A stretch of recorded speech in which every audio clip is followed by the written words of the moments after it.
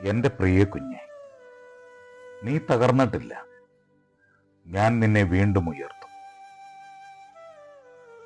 നീ തളർന്നിട്ടില്ല. നിന്റെ കടവും നിരാശയും അവസാനിക്കുന്ന സമയം എത്തുകയാണ്.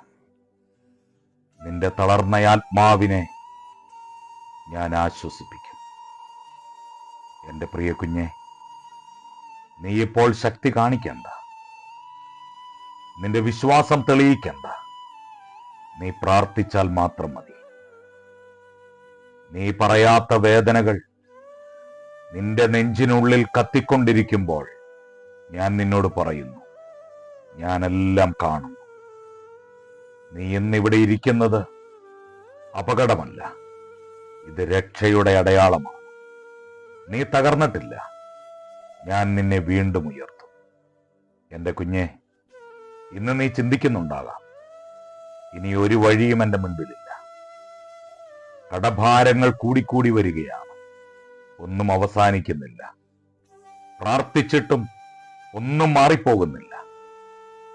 പക്ഷേ ഞാൻ നിന്നോട് പറയുന്നു, നീ തോറ്റവനല്ല, നീ തളർന്നതാണ്. തളർന്നവരെ ഞാൻ ഉയർത്തുന്ന ദൈവമാണ്. ഏലിയാവ് മഹത്തായ തന്റെ ജയത്തിന് ശേഷം ഒരു ചൂരച്ചെടിയുടെ തണലിൽ വന്നിരുന്നു. അവനിങ്ങനെ പറഞ്ഞു, മതി, മതി ദൈവമേ, മതി, എന്റെ ജീവൻ എടുത്തോളൂ. കുഞ്ഞെ, പ്രവാചകനും തളർന്നു, വിശ്വാസിയും ക്ഷീണിച്ചു. പക്ഷേ ദൈവം അവനെ ശാസിച്ചില്ല. ഒരു ദൂതനെ അയച്ചു, ഭക്ഷണം കൊടുത്തു, വിശ്രമിപ്പിച്ചു. നിനക്കിനിയും ഒരു ദീർഘദൂര യാത്രയുണ്ട് എന്ന് പറഞ്ഞ് അവനെ പ്രോത്സാഹിപ്പിച്ചു. എൻ്റെ കുഞ്ഞെ, നിന്റെ ക്ഷീണം എന്നിൽ നിന്ന് നിന്നെ അകറ്റുന്നതല്ല, അത് എൻ്റെ അടുക്കിലേക്ക് നിന്നെ കൊണ്ടുവരികയാണ്. ഏലിയാവ് തളർന്നുപോയ ഒരു പ്രവാചകനായിരുന്നു. അഗ്നി ഇറക്കിയ മനുഷ്യനാണ്. അനേക അത്ഭുതങ്ങൾ കണ്ടവനാണ്. അവൻ പറഞ്ഞു, മതി, ഇനി എന്നെ കൊണ്ട് കഴിയില്ല. ഞാൻ അവനെ കുറ്റപ്പെടുത്തിയില്ല. അവനെ വിശ്രമിപ്പിച്ചു, ഭക്ഷണം നൽകി. അവനോട് ഞാൻ പറഞ്ഞു, നിന്റെ യാത്ര ഇനിയും ബാക്കിയുണ്ട്. കുഞ്ഞെ, നിന്റെ ക്ഷീണം നിന്റെ പരാജയമല്ല. നിന്റെ യാത്ര പൂർത്തിയായിട്ടുമില്ല. നീ ഇന്ന് കടബാധ്യതകളിൽ ശ്വാസം മുട്ടി നിൽക്കുകയാണ്. ബൈബിളിൽ ഒരമ്മയെ ഞാൻ കാണിച്ചു തരാം. കടം കൊണ്ട് നിറഞ്ഞ ഒരമ്മ, മക്കളെ അടിമയാക്കുമെന്ന ഭീഷണി നേരിടുന്ന ഒരമ്മ. അവൾ പറഞ്ഞു, എൻ്റെ കയ്യിൽ ഒന്നുമില്ല. ഞാൻ ചോദിച്ചു, നിന്റെ വീട്ടിൽ എന്തുണ്ട്? ഒരു ചെറിയ ഭരണി എണ്ണമാണ്. അത് മതിയായിരുന്നു എനിക്ക്. പാത്രങ്ങൾ നിറഞ്ഞു, കടം തീർന്നു, ജീവിതം രക്ഷപ്പെട്ടു. എൻ്റെ കുഞ്ഞെ, നിന്റെ കയ്യിൽ വളരെ കുറവാണുള്ളതെന്ന് നീ ഇപ്പോൾ കരുതുന്നുണ്ട്. പക്ഷേ എൻ്റെ കയ്യിൽ അത് അതിശക്തമാണ്. കടം അവസാനിക്കും. നീ അടിമയാകില്ല. എലീശയുടെ അടുക്കൽ വന്ന വിധവ കരഞ്ഞുകൊണ്ട് അവൾ പറഞ്ഞു, എൻ്റെ കടം തീർക്കാൻ എൻ്റെ മക്കളെ അടിമയാക്കും. അവളുടെ കയ്യിൽ ഒരു പാത്രം എണ്ണ മാത്രം. പക്ഷെ ഞാൻ പറഞ്ഞു, ഒഴിഞ്ഞ പാത്രങ്ങൾ കൊണ്ടുവരിക. എണ്ണ ഒഴുകി. അവളുടെ കടങ്ങൾ അവസാനിച്ചു. അവൾ ജീവിച്ചു. എൻ്റെ കുഞ്ഞെ, നിന്റെ കയ്യിലുള്ളത് വളരെ കുറവാണെങ്കിൽ അത് മതി, എൻ്റെ കരങ്ങളിലേക്ക് തരും. ഞാനതിനെ നിറവാക്കി തരാം. നീണ്ടകാലമായി നിരാശയിൽ കഴിയുകയാണ്. എല്ലാവരും എന്നെ മാറ്റി നിർത്തുന്നു, എന്നെ തള്ളിക്കളയുന്നു എന്ന് നീ ചിന്തിക്കുന്നുണ്ടോ? ജോസഫിനെ കുറിച്ച് നീ വായിച്ചിട്ടില്ലേ? നിരാശയുടെ കുഴിയിൽ അവൻ വീണുപോയി. അവന്റെ സഹോദരങ്ങൾ അവനോട് ദ്രോഹം ചെയ്തു. തുടർന്ന് ജയിൽവാസം, വർഷങ്ങൾ നീണ്ട യാതനയുടെ നാളുകൾ. ഒരു സ്വപ്നം കണ്ടതിന്റെ വില അവൻ മനസ്സിലാക്കി. പക്ഷേ ഞാൻ ഒരു ദിവസം യോസഫിനോട് പറഞ്ഞു, ഇപ്പോൾ മതി. ഒറ്റ രാത്രി കൊണ്ട് അവന്റെ സ്ഥാനം മാറി. എന്റെ കുഞ്ഞെ, നിന്റെ വൈകിപ്പ് എന്റെ തയ്യാറെടുപ്പാണ്. നീ മറയ്ക്കപ്പെടേണ്ടവനല്ല. യോസഫ് കുഴിയിലും ജയിലിലും നീണ്ട വർഷങ്ങൾ കിടന്നു. അതെ, ഒരു സ്വപ്നം കാരണം. അവൻ നഷ്ടപ്പെട്ടു എന്ന് അവന്റെ പിതാവും കരുതി. അവൻ വിശ്വസ്തനായിരുന്നിട്ടും അവൻ തടവിലാക്കപ്പെട്ടു. പക്ഷെ ഒരു ദിവസം, ഒരു രാത്രി കൊണ്ട് ആ ജയിൽ സിംഹാസനത്തിലേക്ക് വഴിമാറി.